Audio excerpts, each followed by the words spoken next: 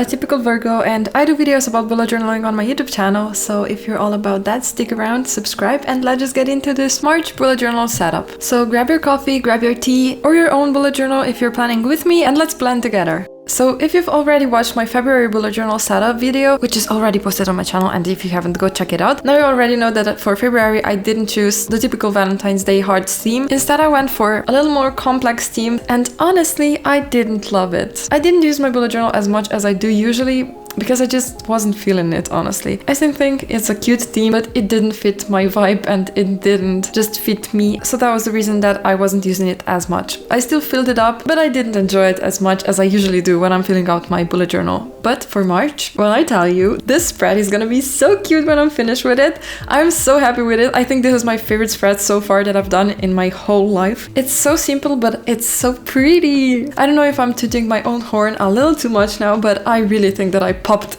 off with this bullet journal. I've noticed in my past bullet journals that I haven't been using the monthly spread as much as I usually did. That was because it was just too small for me because I did it vertically on the page, and now I decided to switch it up and do it horizontally. So the spaces for each day are bigger, and I think that now I will use it more. The only problem that I think it could appear now for this month is that I like this spread too much and I will be afraid to use it, so I don't ruin the clean look that it has now. Can anyone relate with this problem? Which is when I do something that I like, I will be scared to touch it and use it because then it will ruin it. When I was younger, I was that kid who had stickers and didn't use it just because I didn't want to ruin it. Is that just a typical Virgo thing, perfectionism? So now when I draw a spread that I really like, I'm just afraid to use it so I don't ruin it. But that should be the whole reason why I do them, so I can use them.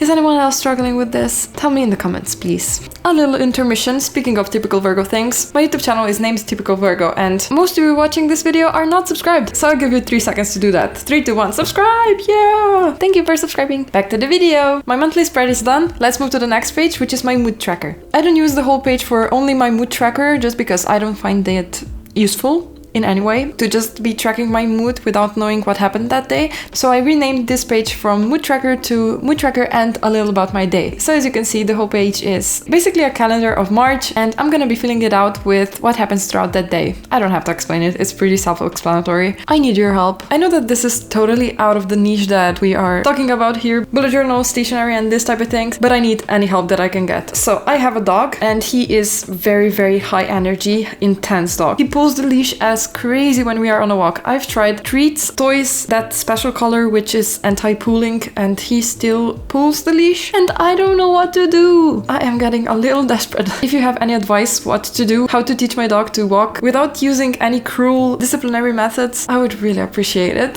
But back to the bullet journal. Usually I use different colors for different moods, but for this spread I thought that it didn't need color, so that's why I decided to use different symbols instead of different colors. So that's also different from my usual spreads. On the page next to my mood tracker and a little about my day is my habit tracker. In my February bullet journal I tried tackling only 3 habits, and I promised you in that video that I will tell you if that works for me to sticking to my habits more. It didn't really affect me to do those habits more just because there were less habits, so now in the month of March I decided to tackle more habits as I did in my January spread. I usually combined in this page my habit tracker and my sleep tracker, but I decided to dump my sleep tracker because it didn't do nothing to my sleeping habits and I was forgetting to fill it out. I just wasn't using it. That's why I decided for this month I'm just gonna use this page as my habit tracker. And for my last page of my March spread, you already know this is my favorite spread to look back at. This is my highlight reel. I will paste my photos which I will take in the month of March, and it's just the most personalized and the cutest page to look back at. Every month that I do this I can look back at the photos and I can just feel how I felt in that particular month that I'm looking back at, and that's why I already love it. But also when I was done with this page